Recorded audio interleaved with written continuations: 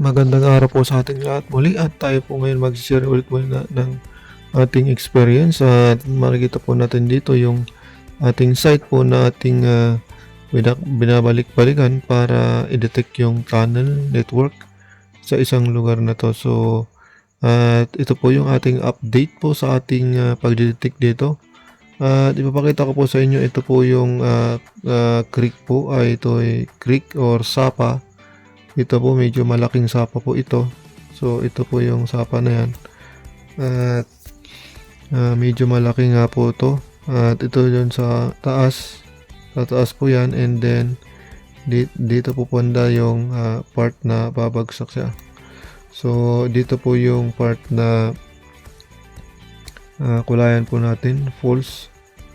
Ito para halata. So dito yung part po ng false. So dito po yan. So yan po yung false na part po. Okay, so yan po yung ating false. At dito nga po yung una nating na-detect ay yung nung nasa sa baba po tayo ng false ay ito lang po yung ating na-detect. So yung mula dito, yung galing dito ay lang malaki. Palitin natin. So ito yung nanggaling dito at papasok ganito po, sinundan po yung creek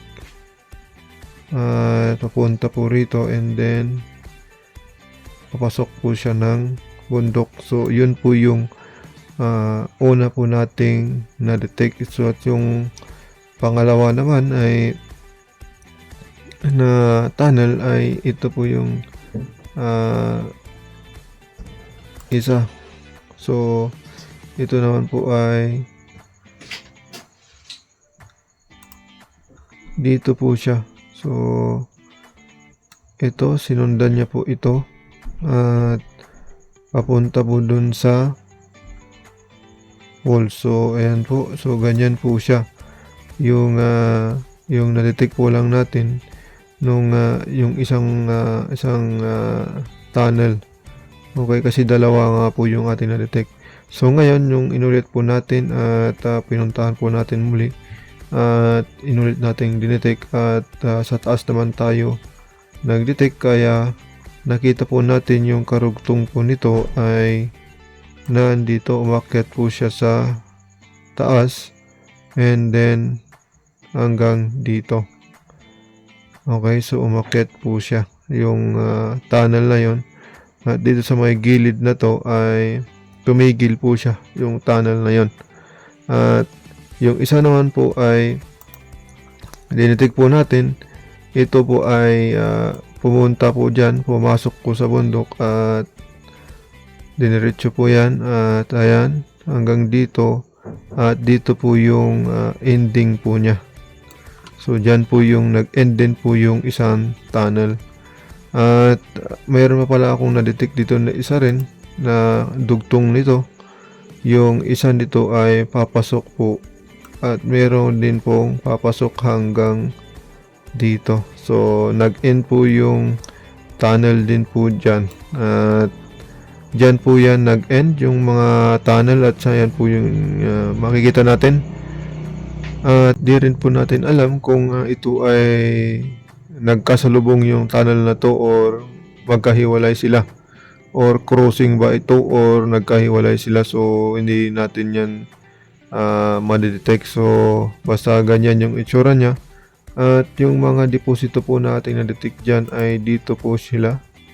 So sa pinakadulo po ay dito po na-detect natin yung mga deposito. Yung may deposito po dyan.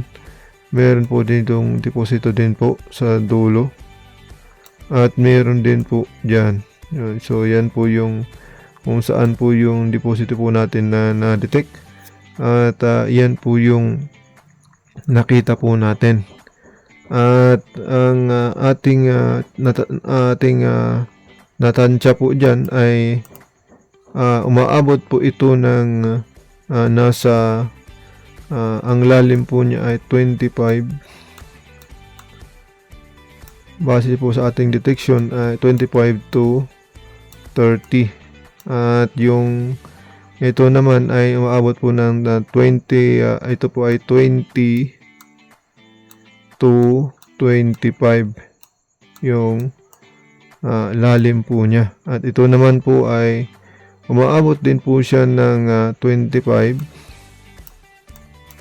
to 30. So, ayon po yan sa ating kalkulasyon at detection po. So, yung lalim po niya. So, ito po ay medyo malalim na deposito at medyo malaki-laking deposito po ito. So, yun po ang ating update sa ating in-scan dito. At dinetect po ay ganun po yung network nito. So, ito hindi pa natin na-detect kung saan pupunta. At gayon din po ito.